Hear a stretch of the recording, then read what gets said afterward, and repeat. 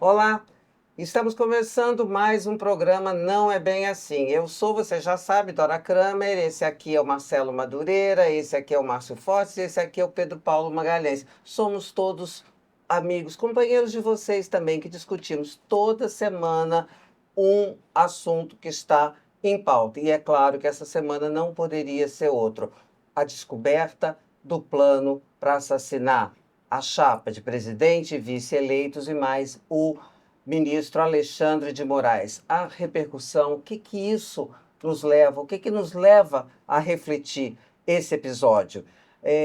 Quero pedir logo de início a sua curtida, a sua inscrição, o seu like e fica com a gente porque o programa vai começar.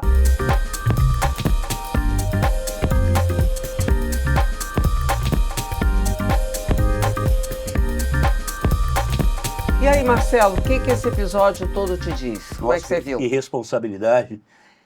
Olha, eu vou tentar fazer assim um grande resumo, mas o que a sociedade brasileira tomou conhecimento nessa semana é da maior gravidade. O que ficou claro, isso eu quero deixar assim, completa, eu sou isentão.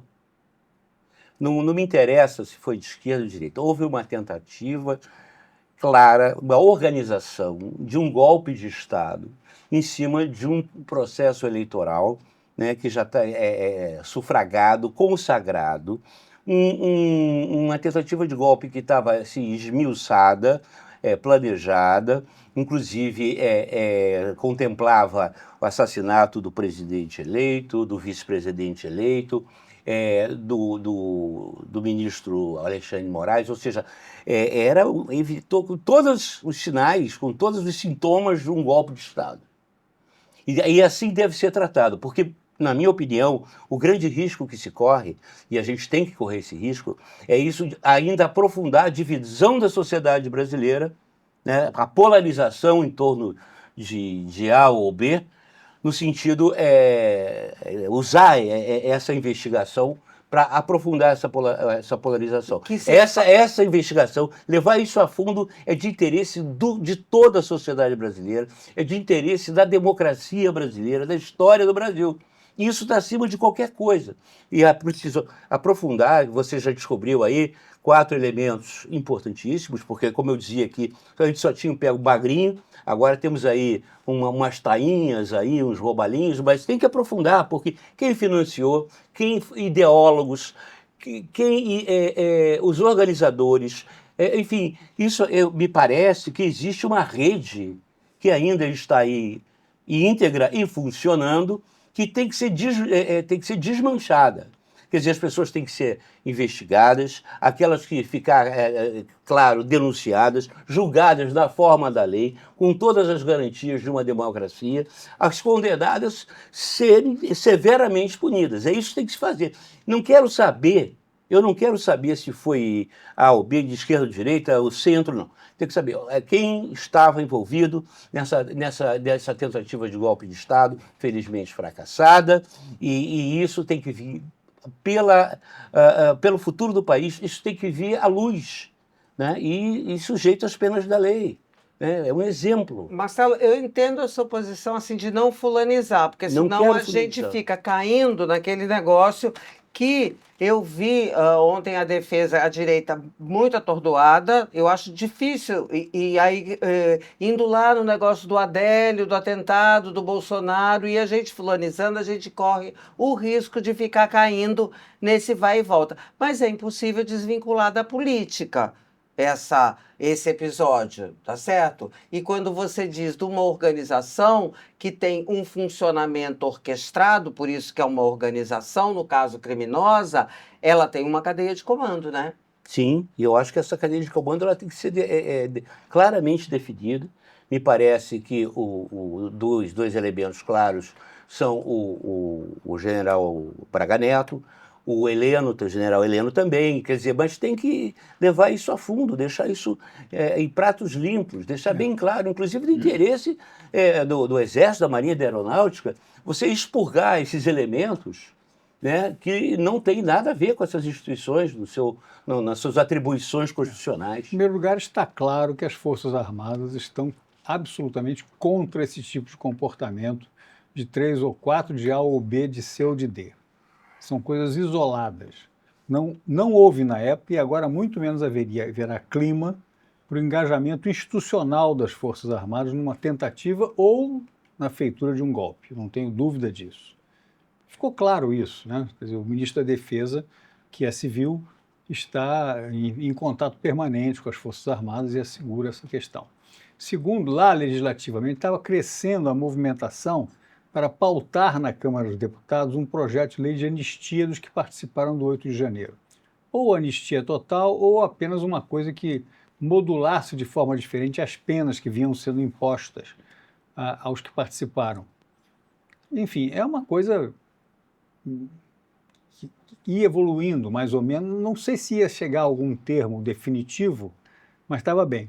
Aí já com aquela morte desastrada daquele rapaz que se matou lá no Supremo, 10 dias atrás, e agora com esse destampar desse golpe, que foi sensacional, foi a técnica, né? Como é que você, um ano e tanto depois, consegue identificar gravações de celular e tal, por um equipamento biruta. As tais das nuvens não escondem mais nada, está tudo lá guardadinho, né? Enfim, mas tanto tempo depois, esse projeto está definitivamente enterrado. Não acontecerá a anistia. E pronto, nós temos que confiar que as instituições jurídicas, como estão, aplicando a lei que existe, vai modular as tais penas. Há recursos para lá e para cá, pode fazer e tal, não tem problema, mas anistia não vai ter. E, portanto, fica mais ainda afastada a eventual, remota, mas eventual possibilidade da restauração da elegibilidade do Jair Bolsonaro. Eu sempre já falei aqui, repetido, quer dizer, é TSE, não é STJ, nem STF. Não há justiça criminal envolvida no caso do Tribunal Superior Eleitoral. A inelegibilidade do Jair Bolsonaro foi definida pelo Tribunal Superior Eleitoral. Sim, mas com tudo isso que está se descobrindo, pode-se chegar à implicação criminal e, ao contrário de se falar em anistia, se começa, tudo indica que precisamos começar a falar em condenações mais gravosas. Sim, porque já existe. Contra o próprio Jair Bolsonaro já existem processos criminais. Aquele ligado às joias, ligado, o que é mais grave que as joias, a falsificação do certificado de vacina dele e tal, tudo que foi objeto daquela delação premiada do coronel Mauro Cid, todo mundo conhece, e que foi o fiapinho de linha que levou a essas coisas, destampou essa coisa toda. É uma constelação, né, de assuntos interligados e que vão construindo uma história, né? Construindo a história. Efetivamente, a gente vai descobrindo a história. É impressionante porque, por menos que queira se fulanizar, tem uma história recente, que foi o próprio governo Jair Bolsonaro, com declarações contumazes, né, o tempo todo, no sentido de diversas questões dessas que estão sendo levantadas, mas falando de ditadura, o Bolsonaro tem um histórico, né, elogiando os torturadores, quer dizer, ou saudando os torturadores, quer dizer, um inequívoco apoio ao que foi a ditadura no Brasil. Né? Então, acho que isso era assim, falar não é crime, né? Então, falar não é crime, ele falava, porque a liberdade de expressão existe, né, e é consagrada pela Constituição, então ele pode falar o que ele quiser, que ele gostava disso, ou gostava daquilo, achava isso bom, achava aquilo bom, acha aquilo ruim, acha esse aqui ruim, aquele ali bom, isso aí o tempo todo foi falado. Daí a ter um movimento todo orquestrado, em que primeiro se encontrou um plano de golpe, né? um plano legal, uma minuta do golpe com aquele Anderson Torres, né?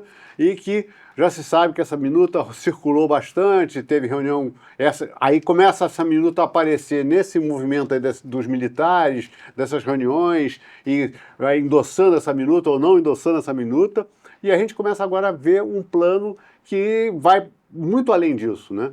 Quer dizer, não só fez um documento, mas chegou a estar na tocaia, né? Teve um movimento claro, tá lá as Não, é um gravações plano mostrando. Que foi suspenso. que ocorreu, né, que sabe-se não lá deu quando certo. começou, mas era um plano Exatamente. que teve o 8 de janeiro foi um episódio Exatamente. desse plano todo. Mas é um mosaico que vai se construindo, quer dizer, que tem todo, ao lado disso, todas as ações do Jair Bolsonaro também em relação ao que tornou inelegível aquele ato com os diplomatas, né? Toda essa é uma história que foi se solidificando, o combate dele às urnas e quanto mais, e botando o exército, que foi até uma concessão, né, do TSE, na figura do Barroso, na época, de deixar os militares participarem, vistoriarem, virarem um vistoriador, né, do processo, que não tinham esse papel, né, nunca tiveram, né, sempre era tratado num plano técnico, no plano da Polícia Federal, num outro plano bem mais técnico do que esse, que já começou a politizar de alguma forma. Esse mosaico todo, a única coisa que eu acho que a gente tem que prestar atenção é na continuidade do protagonismo, quer dizer, do Alexandre de Moraes nesse processo, né? Porque a gente sabe que o Brasil é o país da firula. É o país da firula para acabar com os processos. Então, a Lava Jato acabou porque não devia ser em Curitiba, né? E o outro lado é como uma... Chama chicana. As chicanas, né? A gente está vendo aí o Collor está nos finalmente, está nas chicanas finais para ver se consegue se liberar, né? Tira do plenário virtual, joga no plenário real e continua perdendo, e mesmo assim, estamos lá e vamos ver o que vai dar, para que não seja bem. Então, essa é a história que a gente tem. As provas, está lá no final, já terminou tudo, aí vem um juiz e anula as provas. Anulou as provas, então cai a cadeia toda, né? Então, eu acho que esse Você está protagonismo... dizendo que é um risco. É um nesse risco, caso. porque o protagonismo do Moraes é complicadíssimo, né? Porque ele foi nomeado, ele não foi sorteado. Sendo nomeado, ele virou prevento de tudo que acontece em torno disso, vai para a mão dele, né? Desse assunto. E ele agora é vítima também. Então ele de certa forma é acusador, porque ele não foi nomeado, ele não estava respondendo, é um processo originalmente proposto pelo STF, o que é assim uma exceção da exceção. O STF não propõe ação nenhuma, não propõe investigação nenhuma. Ele é provocado para dar um parecer constitucional. Né? Tem a justificativa de ofício, que é porque envolve... Não, é porque na época estava sendo ameaçado o STF, Isso, né? Na figura dos seus ministros e tal. Uma coisa toda torta, né? Vamos combinar que toda torta. A origem disso é muito ruim. É muito Mas obscura, já tá em né? andamento. É torta, muita gente, até do campo jurídico, eu vejo vários artigos de gente apontando isso, e isso não tem um paradeiro. Ela está caminhando assim. Mas esse é acho que é o grande calcanhar de Aquiles desse processo todo. Você acha que lá na acho que ele frente- vai de lá na frente dar Inválido. espaço para juízes gerarem liminares. A história e do pararem Brasil com isso funciona tudo. assim. Os Então, processos é muito ruim eles isso. são feitos de propósito a ter defeitos aqui ou ali, para que no final você possa compor, Estancar a sangria. estancar Já essa dizia aquele sábio. compor o establishment, compor o estamento, como dizia São os recursos. Romero os Jucá. agravos. Não, o sábio da sangria é o Romero Jucá. Não, por favor, não Sabia comparar tudo. Romero Jucá com Não, por não estou favor. comparando. Atuam em ambientes muito diferentes. Sim. Não, mas é isso. A ideia, né, a concepção geral da coisa é você ter, né, desvios, né, saídas processuais para que você invalide a história toda. Agora, Recursos agravos. voltando só para o que está acontecendo. Aí a gente começou a discutir o que pode ser no futuro e o risco disso vir a ter o destino da Lava Jato, por exemplo, né? Eu queria colocar um personagem aqui, que é o Mauro Cid, que foi o personagem da delação premiada que Gerou o puxou resto. o fio da meada e que agora volta na descoberta dos arquivos que ele pensava que tinham desaparecido. E é um personagem cujos benefícios da delação premiada podem ser suspensos.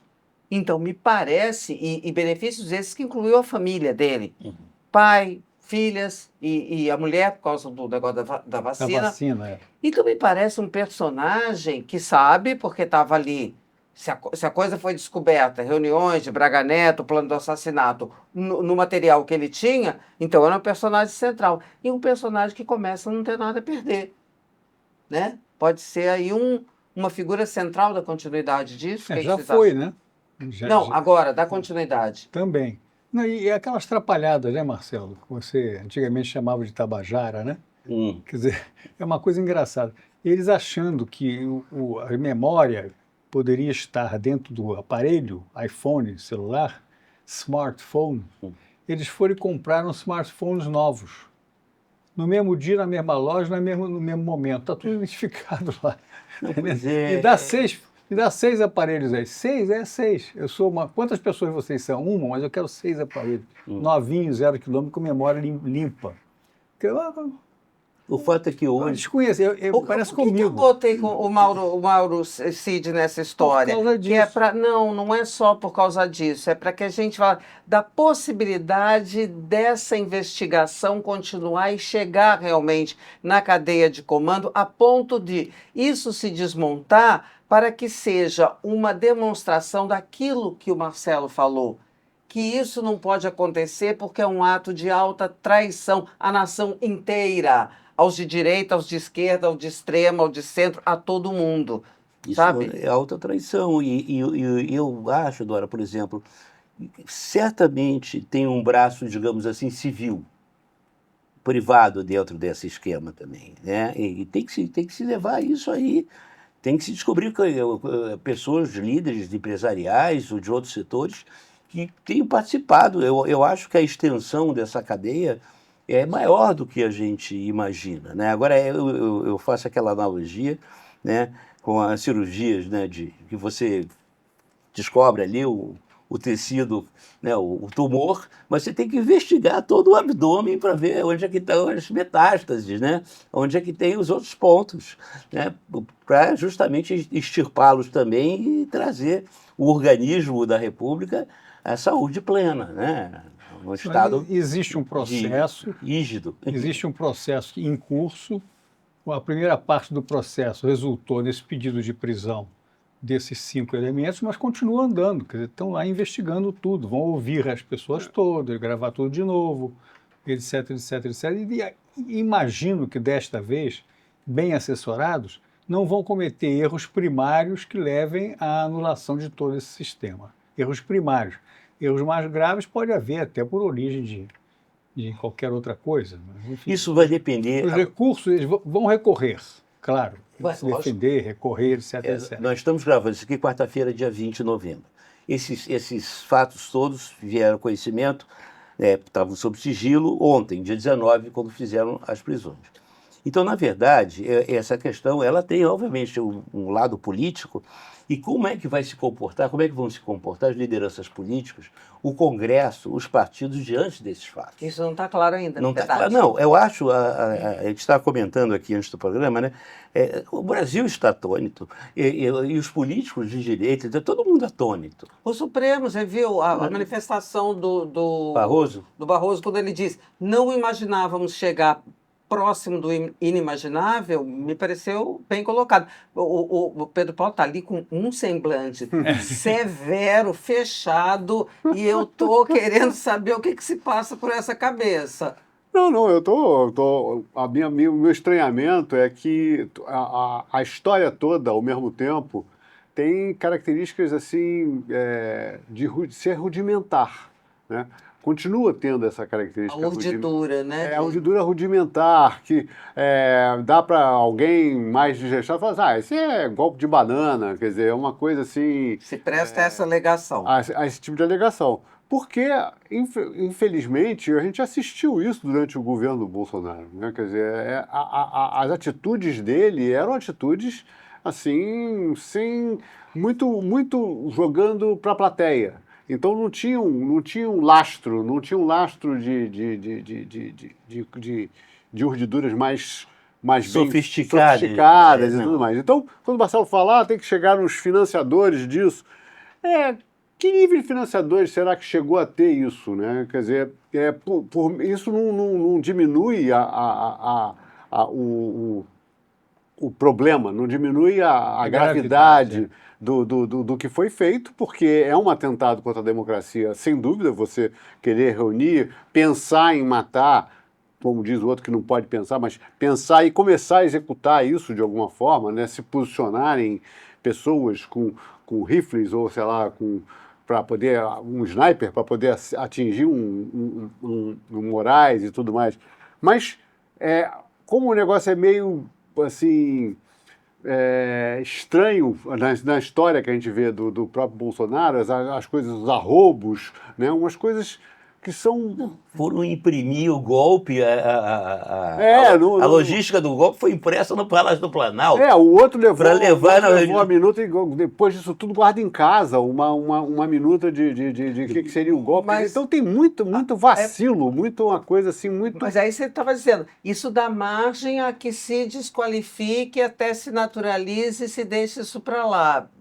Mas pode ser no nível da simplicidade do que está aí mesmo, que não deixa de ser crime, é grave do mesmo jeito, mas talvez não tenha essa sofisticação toda por trás. Não me parece que tenha. Não. Senão teria uma consequência muito maior. Por exemplo, a adesão das Forças Armadas... Por causa do tamanho da orquestração. Exatamente.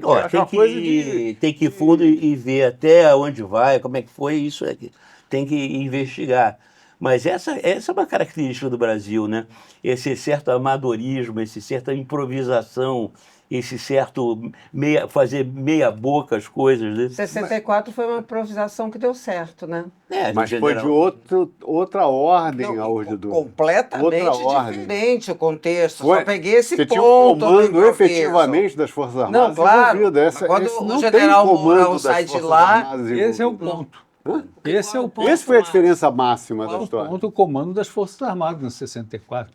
Era próprio. Não, comando das Forças Armadas, apoio internacional, a sociedade, o Congresso. A igreja, todo mundo. Porque a quartelada não teve um tiro. Imprensa. A quartelada de 64 não teve há um o que só comparar. tiro. O fato é essa. A imprensa. O Brasil tem um lado tabajara muito forte, que de repente você faz qualquer plano e põe tudo a perder. Isso independente de ideologia, né? Você vê o comportamento da primeira-dama aí, recente da dona Janja, quase põe a perder todo o esquema, o arcabouço diplomático feito pelo Itamaraty, a primeira-dama lá de moto próprio, né? No seu comportamento inadequado, para dizer o mínimo, né? Quase põe tudo a perder. Não pôs tudo a perder, o G20 foi um sucesso, a visão internacional do Brasil foi engrandecida, sem dúvida nenhuma, não só pelas imagens, mas pelo saldo positivo. Só pelas imagens, Márcio Foz. Qual é o saldo positivo, concreto? Pois eu não vou discutir o G20 não, aqui. Não é para discutir o G20, é que ele lembrou da Janja. A Janja atrapalhou a G20. A Janja atrapalhou a G20 um pouquino, virou uma piada na história, né? Como o Rafinha... Não, atrapalhou o governo, o G20. Aí é uma imagem que o Marcelo estava dizendo, e eu concordo muito, que se esvai nos dias seguintes. Gente, não tem mais a menor importância além daquela foto. Não precisava, assim, a montanha pariu um rato. Eu acho que foi, como sempre, Fernando Gabeira foi muito preciso na análise dele. Não precisava mover mundos e fundos para produzir esse comunicado final, que é insosso, insípido e inodoro. O saldo que fica de governo é você ter a mulher do presidente num papel de militante, do qual ela não se desvincula e com a capacidade, talvez não nesse episódio, mas no acúmulo de criar problemas sérios para o governo, porque com esse episódio foi rompido o constrangimento de se abordar as impropriedades da senhora Rosângela da Silva, né? Então, acho que vai ficar um indicativo, eu não digo um saldo negativo, mas um indicativo de que esse ponto do governo, que é a atuação eu não gosto de falar primeira-dama, aprendi com Dona Ruth Cardoso, que não se fala isso. Mulher do presidente. Eu fico gaguejando, a mulher do presidente, que tem muito justamente reivindica a defesa de causas, um protagonismo, um papel Tá certo? Ok, mas ela se prejudica com esse tipo de Não só comportamento. ela prejudica o país, porque a dona Janja, por exemplo, ao dar sua opinião sobre, por exemplo, esse caso agora dessas investigações, né, do jeito que ela fala, pode aprofundar Da explosão na Praça dos Três Poderes, que faz parte desse contexto. desintegração A explosão nação. faz parte, a Janja atrapalhou O contexto tudo também. atrapalhou porque minimizou ao chamar Claro. de besta Bestão. um cara que a própria ideia dominante do governo era que não, ele é parte de uma organização. Não, ele é parte de uma organização e ele é um reflexo como essa organização situação. se desenvolve, porque não dá para não ficar estarrecido. O cara vai e compra, sei lá, 15 mil reais de fogos de artifício. Ai, é o Isso é a mesmo base dos tosquice do que a gente explosivos estava dele. falando Então, agora. até nisso é terrorista, o ato é terrorista. Eu não discuto isso, eu acho que a intenção dele era fazer tudo isso e tal, mas de uma maneira tosca, mais uma vez. Do mesmo jeito. Aquele explosivo que alguns parecem um bombinho. Na parece que é um cabeção de nego. véspera da posse, que eles iam explodir um caminhão de tanque. No posto de gasolina. Não, no aeroporto de Aeroporto. Brasília. Ah, No é, aeroporto de Brasília. Caminhão cheio de gasolina dele. Não era o E foi descoberto a tempo, felizmente. O problema é, o que está configurado aí tem que ser conduzido com o máximo de cuidado, com o máximo de seriedade e efetividade em prol da unidade nacional. Eu estou falando aqui da unidade nacional, da questão da nação Não brasileira. pode ser fator E de não divisão. De né? aprofundar uma divisão. Claro, claro. Entendeu? Isso é extremo. E tem que ser levado até o final. Não pode também, em nome de não cindir a nação brasileira, jogar para debaixo do tapete. Não. Tem que ser conduzido com firmeza, decisão, frieza, até o final. Marcelo, você está falando, eu ouvi gente, como eu aludi à direita que está sem argumento, até argumentar o seguinte: a anistia é importante nesse momento justamente para pacificar e dar nisso. Pacificar e não aprofundar a divisão. E não é disso que está se falando, né? Mas isso Anistia não vai acontecer. Não vai acontecer, mas eu quero chamar a atenção para a falácia do argumento, né? Porque você pode usar vamos anistiar, que é para ficar tudo calmo. Não, anistiar... Vamos zerar a pedra. É permitir que isso siga acontecendo. Porque, gente, a gente não sabe o que mais estamos descobrindo agora, mas você falou, aludiu ao tempo que se passou, né? Quase 2 anos de investigação. Estamos descobrindo coisas e o que mais não haverá a ser descoberto. Que bom que estamos descobrindo, mesmo que tenha levado 2 anos. E você acha que chega mesmo no final? Eu acho que chega, porque agora há uma determinação, uma linha de trabalho que está sendo seguida, porque poderia ser lá atrás a delação premiada do Mauro Cid, a pedra final na história, mas não foi. Quer dizer, alguém, Polícia Federal, lá o Judiciário, decidiram que deveriam continuar, porque havia alguma coisa ali que chamava a atenção de que aquele não era o momento final. Então isso foi positivo, muito positivo. Tem um detalhe que é importante, aí, meio fora da curva, que é o mundo que a gente vive hoje, da comunicação, da forma que né, é grande responsável até para você estar pegando uma urdidura mais, como dizia, não tão engendrada, não tão grandiosa, e você está conseguindo mapear essas atitudes todas. Então, na hora que uma mensagem apagada você consegue recuperar e ver, mas tudo porque o meio de comunicação, o meio que permitiria, você não conseguiria fazer uma urdidura tão mequetrefe, tão atrapalhada, né, se você não tivesse a facilidade da comunicação. Porque para você, em tempos da ditadura de 64, a comunicação era muito mais dificultada. E facilidade, né? que é apontada também como um Não dos havia fatores da radicalização. Da radicalização A mesma também. facilidade. A mesma facilidade, exatamente. Não havia televisão em rede nacional. Você não tinha nada disso. Então você não tinha a facilidade de que essa informação de que um levante estava acontecendo. Você tinha que usar instrumentos do próprio Exército, que tem instrumentos de comunicação mais avançados. A mesma do que a sociedade. plataforma que comunica, né, divulga a dissensão, fake news, tudo que ela também permite que você descubra a verdade. Não, que você construa uma organização utilizando essas ferramentas. E que isso. descubra a verdade. E por conta disso, deixa o rastro que você consegue levantar qual foi essa história. Então você vai conseguir levantar a história num nível de detalhe, né, em que os historiadores de outras épocas demoravam muito tempo para chegar nasquelas conversas indiretas, para poder entender o que aconteceu. Não, aqui está escrito. Né? Esfiliar, como você falou, está escrito. Exfiltrar. Exfiltrar. Coisas dessa hora, está escrito. Ninguém Abortar a inventou. infiltração. Então agora vamos abortar a missão. Você está na hora, no ato que está registrado. Então é completamente diferente. Olha Isso é só, impressionante. esse ponto, esse programa aqui é o seguinte, a gente não tem outra pretensão, melhor, outra intenção, porque pretensão somos cheios dela. Mas a gente não tem outra intenção a não ser fazer as pessoas pensarem. Eu acho que vários pontos foram levantados aqui. E esse que o Pedro Paulo levanta agora, que eu queria encerrar com ele, é algo que eu não vi ainda nos jornais. Quer dizer, o uso da tecnologia para o bem ou para o mal, a presença da tecnologia, a presença do avanço, o que ele permite para o bem ou para o mal. É assim a vida. Não adianta lutar contra elas. E a gente também aqui não luta contra o tempo, porque o nosso acabou. E, enfim, vou me despedir aqui em nome dos amigos todos, pedir de novo seu like. Claro que você sabe, estamos aqui, tá embaixo, estamos no canal do My News. E até a próxima quarta-feira.